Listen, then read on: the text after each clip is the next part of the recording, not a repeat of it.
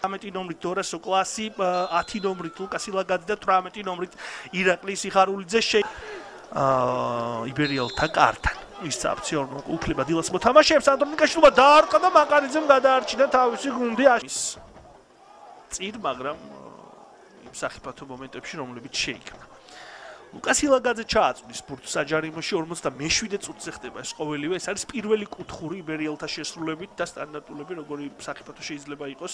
ეს ამ მატჩით ვნახეთ. პრინციპში ჩაწოდება საჯარიმოში დარტყმა და გაიხსნა კიდეც ანგარიში და ირაკლი სიხარულიძე გატანილი გოლის ავტორი. წინვალეთ შესრულებული კუთხური და ეს გახლავთ ამაზე ვსაუბრობთ და არაჩვეულებრივად ჩააწოდა აქ საჯარიმოში ბურთი ლუკას ილაგაძემ და მეორე სართულზე ირაკლი სიხარულიძემ მორიგი გოლი გაიტანა საქართველოს ეროვნულ ლიგაში რიგით 125 შთამბეჭდავი რიცხვია დამეთანხმებით სეზონში კი ეს მეორე გოლია მისთვის და ბომბარდირთა დავაში შეგვიძლია ვთქვათ რომ უკვე დაწყარი პირველ ტაიმში თამაში გაგრძელდება. ეს მოცემულობა კი რა თქმა უნდა ყველა ვარიანტში მეორე ტაიმში ძალიან აქტიური და ალბათ რისკიანად შეტევაში მოთამაშე დილას გთავაზობს. აქ ფარულავად ცდილობს საჯარიმოში შევიდეს და ორთხო. რაბათ ზაფხულში კი ევროპის ჩემპიონატი 21 წლამდელთათვის აქ კი ჯერ ეს ეპიზოდია სანახავი რომელიც კინაღამ გოლად იქცა.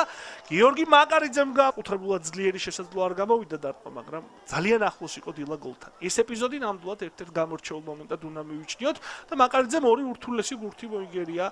უდაოდ შეგვიძლია ვთქვათ აქ კიდევ ერთი შანსი და აქაც გადარჩა იბერია. თქვით და ანგარიშმა კიდევ უფრო განაპირობა ეს ყოველი.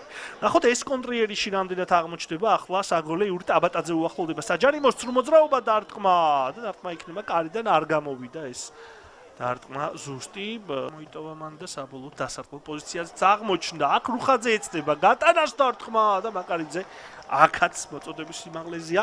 აწვის ამ პოზიციიდან ორივე მოსალოდნელია დარტყა და ცდება ბურთი იბერიელთა კარს და ალეკო აფციაურმა მისცა ნიშანი იმისა რომ შეხვედრა დასრულებულია. ეროვნული ლიგის მოქმედმა გამარჯვებულებმა მესამე ტურის შეხვედრაც